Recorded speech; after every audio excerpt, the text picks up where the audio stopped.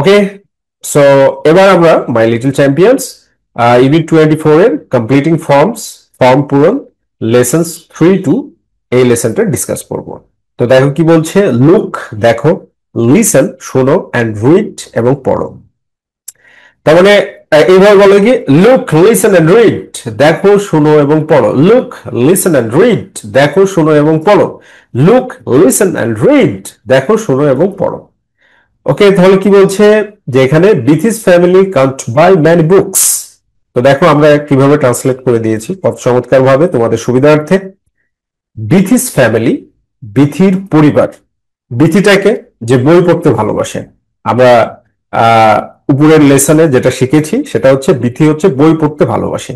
তো বিথিস ফ্যামিলি, বিথির পরিবার, Kant by কিনতে পারে না, ম্যানি বুকস অনেক বই, সো তাই, শি বোস, শি বোস সে ধার করে, শি বোস মানে সে ধার করে, বুকস বই, ফ্রম দ্য লাইব্রেরি গ্রন্থাগার থেকে।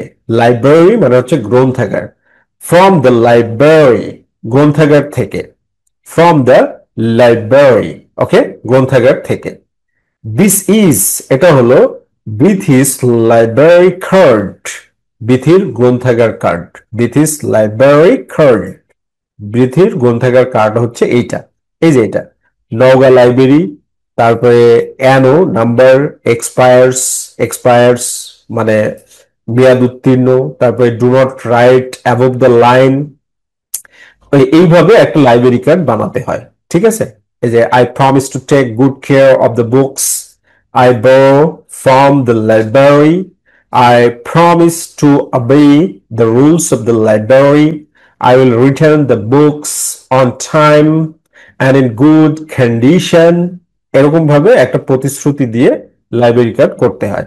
তো লাইব্রেরি কার্ডটার বাংলা কি সেটা দেখো, যে বাংলায় দিয়ে দিছি আমরা, যে Naogaon library, Naogaon library, number অ্যানো মানে কি সংখ্যা, ওকে, এক্সপায়ার্স মানে হচ্ছে মেয়াদ শেষ, এখানে মেয়াদ শেষে একটা ডেট থাকবে, ঠিক আছে, রাইট।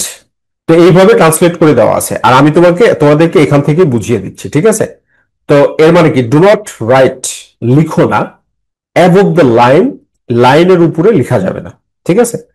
তো প্রথমে কি বলছে, আই প্রমিস, আই প্রমিস আমি ওয়াদা করছি, টু টেক নিতে, গুড কেয়ার ভালো যত্ন, অব দ্য বুকস বইগুলোর, আই borrow আমি ধার নেই, ফ্রম দ্য লাইব্রেরি লাইব্রেরি থেকে বা গ্রন্থাগার থেকে।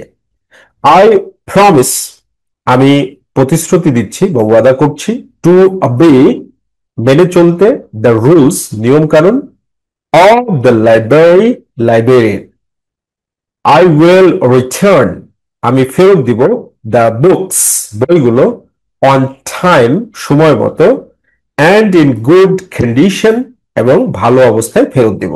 তারপরে কি, নেম, নেমটা কি, Bithi, Bithi Alam, right name in full and with ink only, মানে এইভাবে নামটা লিখতে হবে, ওকে।